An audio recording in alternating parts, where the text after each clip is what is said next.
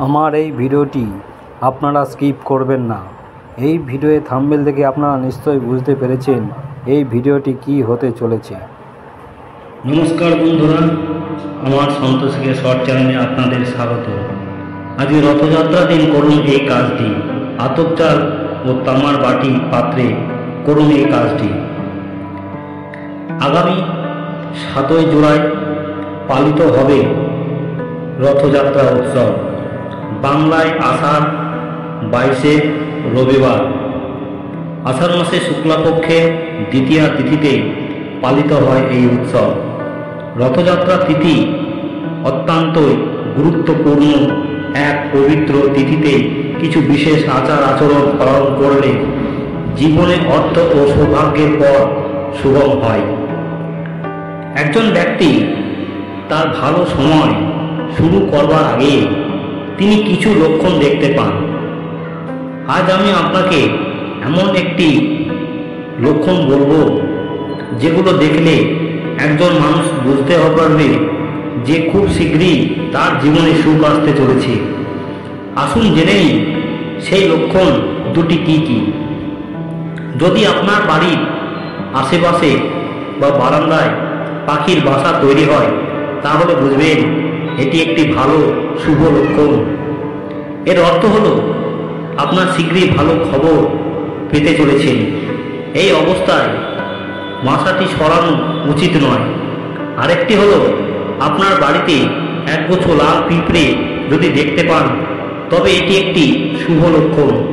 এর অর্থ হলো শীঘ্রই আপনার উপর ধনসম্পদের দেবী লক্ষ্মীর আশীর্বাদ পেতে চলেছে, যার ফলে আপনার অর্থ এবং সংক্রান্ত সমস্যা সমাধান হতে পারে।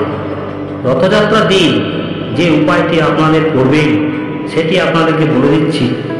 প্রথমে ভোরবেলায় স্নান সেরে এর পূর্ণ নদীতে স্নান সময় জলের মধ্যে কিছু নিম পাতা ফেলে দিন। এতে নেগেটিভ এনার্জি দূর হবে। বাড়িতে জগন্নাথ, বলরাম ও সুভদ্রা বিগ্রহ বা ছবি থাকলে সেখানে রথযাত্রা তিথিতে সাজিয়ে তুলুন সাদা ও হলুদ ফুলে দিয়ে। তার সঙ্গে শ্বেতচন্দন ওটা অবশ্যই দেবে। মনস্কামনা পূর্ণ করবার জন্য জগন্নাথের আসনে নিবেদন করুন। 11 রকম ফুল, 11 রকম ফল, একটি হলুদ কাপড়ে মুড়ে 11টি কয়েন বা কড়ি রেখে দিন জগন্নাথের আসনে। কয়েনগুলিতে কেশরের টিপ দিতে ভুলবেন না। জগন্নাথের বিগ্রহের সামনে একটি ঘিয়ের প্রদীপ প্রচলন করুন। লক্ষ্য রাখতে হবে যাতে সেটি নিভে না যায়।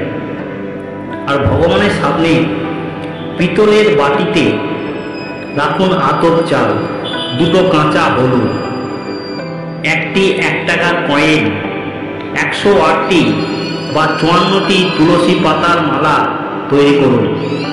তবে তুলসী পাতা ছিদ্র করা মালা গাঁথবেন না, তাহলে এটি কাজ হবে না। তুলসী পাতার বৃন্দ একসঙ্গে বেঁধে মালা তৈরি করুন। এই দিনে গাছ লাগানো খুব অত্যন্ত শুভ। আপনারা এইগুলো একসঙ্গে একটি হলুদ কাপড়ে মুড়ে পরে সেই কুড়ি হলুদ আলমারি বা লকারে রাখবেন। যেখানে টাকা পয়সা রেখে দেন সেখানে আপনারা ওখানে রেখে দেবেন।